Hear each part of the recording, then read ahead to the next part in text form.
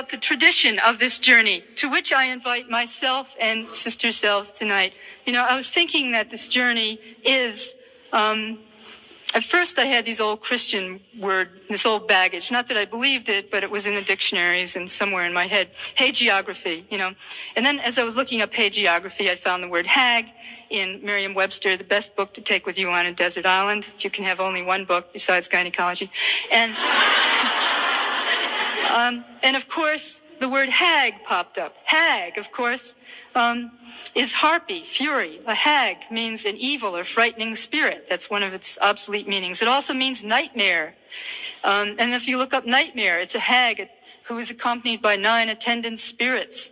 For hags, this would be a friendly gathering, right? And then I thought, we are going to be writing our hagology, our hagography. Unlike the sadomasochistic martyrs of sadomasochistic spirituality, Christian religion, in which saints must by definition be dead, hags live. And so the place in which we govern, we steer is hagocracy, right? It's where we are. Now, of course, we'll become haggard, and as some of you know, check out the word haggard, and you'll find that so-called obsolete meanings include willful, wanton, unchaste. And if you look up the noun, there's an old noun, an ancient noun, haggard. A haggard is a woman who is reluctant to yield to wooing. So it realized, of course, that this being journeying is by and for haggard women who are willful, wanton, unchaste, and unchaste, and especially reluctant to yield to wooing. It belongs to the tradition of those who refuse to assume the woes of wooed women, right? Who reject the curse of compromise. Now, hags, revolting hags, positively revolting hags, when our lives have not prematurely terminated, live to be crones. And to be liberated, to get the correct view of God, the very language of God needs to be castrated. So this bit's a little complex, so make sure we get your head around this. Daly links the idea of natural philosophy and the divinely created order. So she says, if God is in his heaven, is a father ruling his people, then it's in the nature of things and according to divine plan and the order of the universe that society be male-dominated. So she's agreeing with Ruther's view on language as well. And she uses quite emotive language there. So she says, for the God concept to be liberated, to get the correct view of God, the very language of God needs to be castrated. In the other way.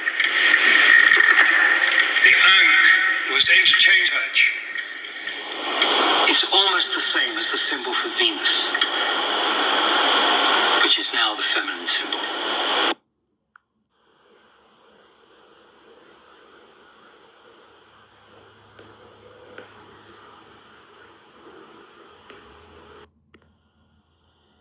So Lucifer told Eve, eat of the fruit and you'll be as God, which is in her mind telling her she will be over her man, but not over just the man, but God himself, the Father.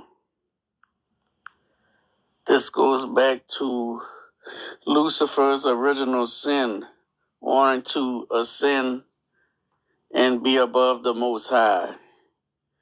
He sold the same lie to Eve.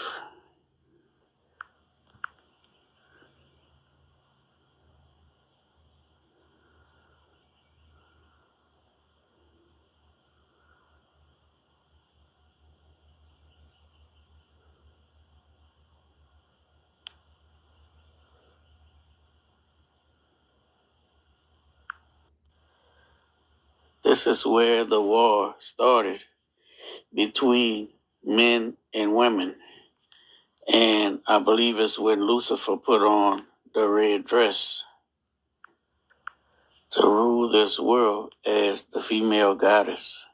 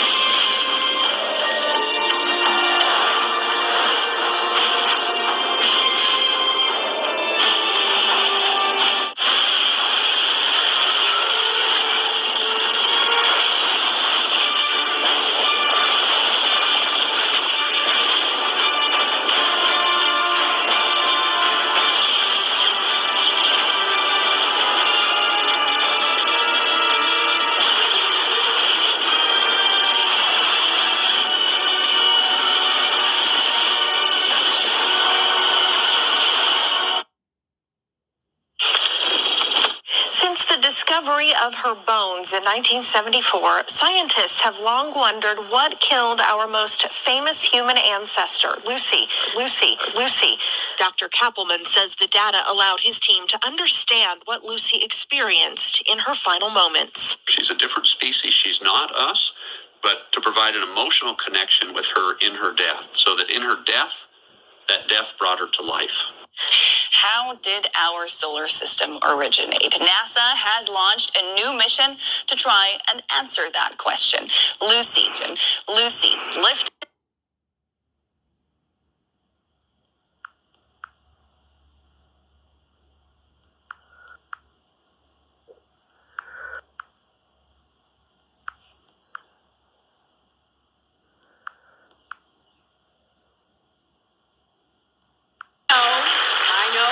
Still not shattered that highest and hardest glass ceiling, but someday someone will, and hopefully sooner than we might think right now.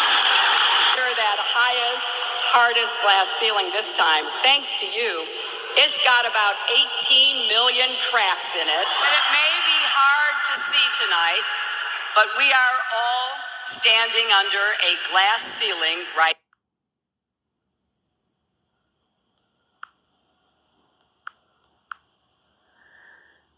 now. And the glass ceiling the female goddess wants to break is the firmament, so she could be above the Most High God. She is going to destroy the glass ceiling with a male phallic symbol. Now let me show you how she gets her power from the male phallic symbol and why it can be found all over the world. This is where the female goddess gets her power and how she rules the earth.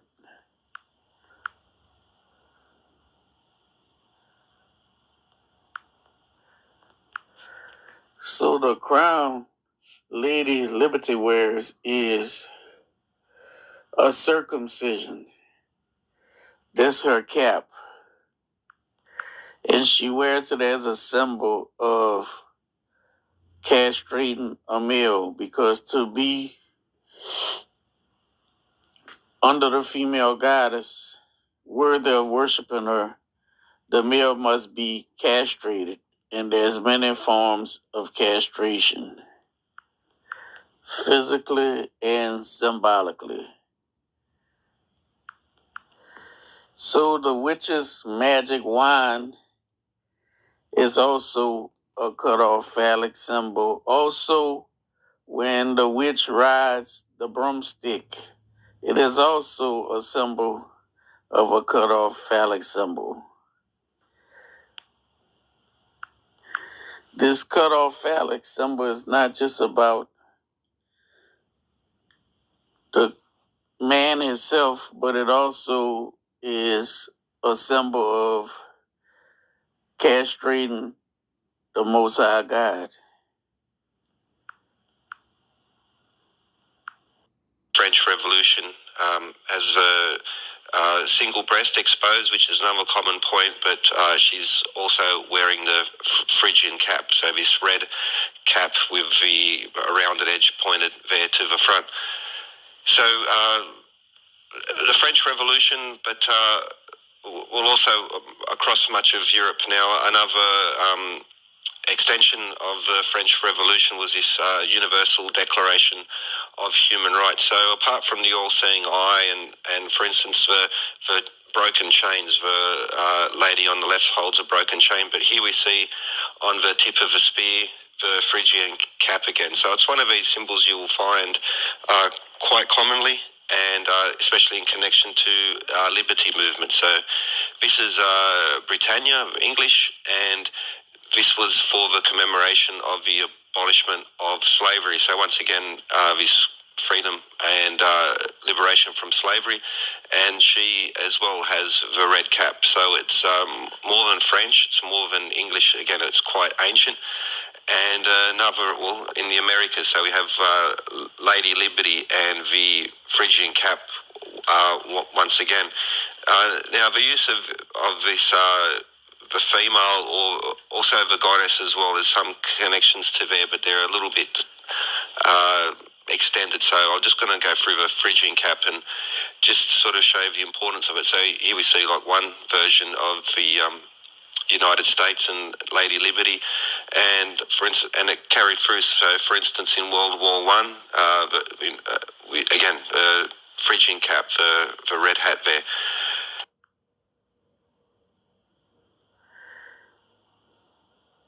There are many forms of this circumcision head, including the fez. The fez, the national headdress of the Moors since remote antiquity. Most important moments. After Osiris was murdered and dismembered by Set, Osiris's jealous younger brother, Osiris's hacked-to-pieces body is scattered to the four corners of Egypt. Eventually, Isis and her sister Nephthys recovered every piece and reconstituted the body. That is, every piece was found except for the penis, which was tossed into the Nile, eaten by fish, and its phallus being eaten by a fish connects with the siren mother, the fish god. And this all ties into why the Pope wears the fish head and why the Catholic Church really is a form of original Babylon worship. And they worship the siren mother, the female goddess, the fish god. And here you can see the Pope praying to the female goddess. And he is symbolically castrated also. And what crime are these Catholic priests mostly known for? We all know it. I'm not going to say it. I don't want my video banned, but we know the crime they perform on little boys. And that is also a form of castrating to the female goddess. castrating the male child. Young, we wanted to be epic. We rode on the backs of dragons and dreamt of flying cars. We were taught that power was nothing more than being the strongest guy in the room. But brute strength was not enough. We had to learn grace. We found that staying true to who you are is all that matters. That balance isn't found, it's created. And the ability to reinvent ourselves is the most human trait of all. All this to grow fearless, so that when we got the chance, we could deliver that flying car and once again ride on the backs of dragons.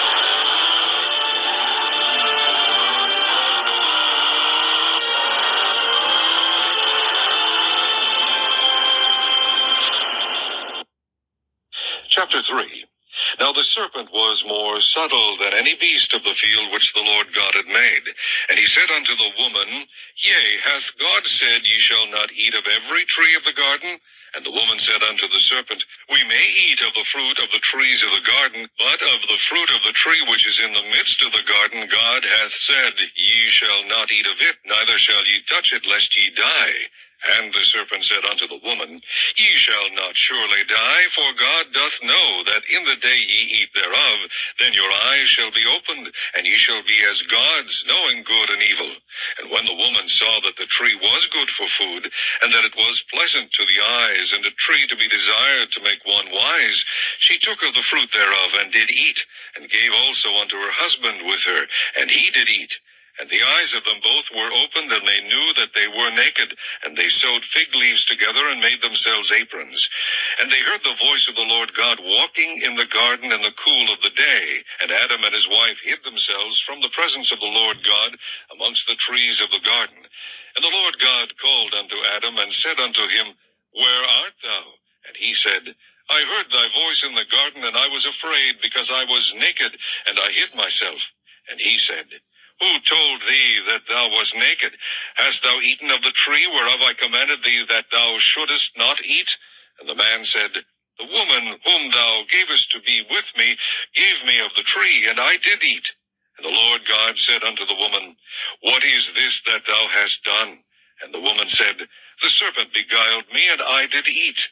And the Lord God said unto the serpent, Because thou hast done this, thou art cursed above all cattle, and above every beast of the field.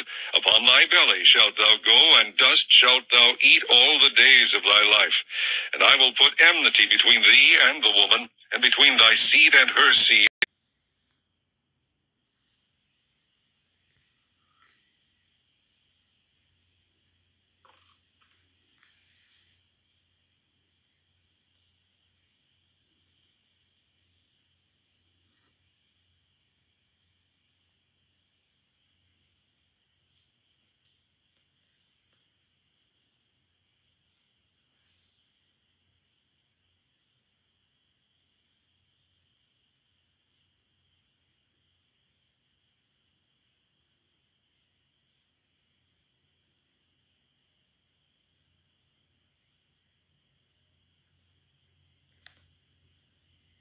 The worship of Baal Peor involved the most perverted acts between the temple prostitutes and Baal devotees, all done for a profit.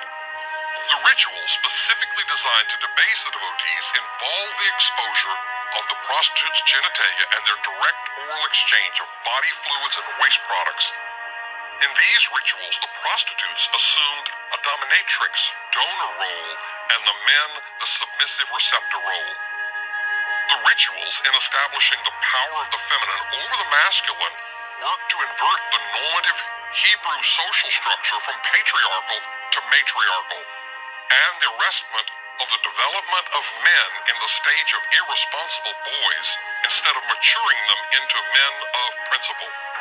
What was the stumbling block that Balaam offered to King Balak? It was the worship of Baal Peor.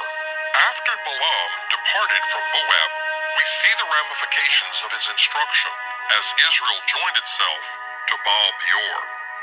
Now Israel remained in Acacia Grove, and the people began to commit harlotry with the women of Moab. They invited the people to the sacrifices of their gods, and the people ate and bowed down to their gods. So Israel was joined to Baal Peor, and the anger of the Lord was aroused against Israel. The practice of its perversion involved men, women, and even children and animals.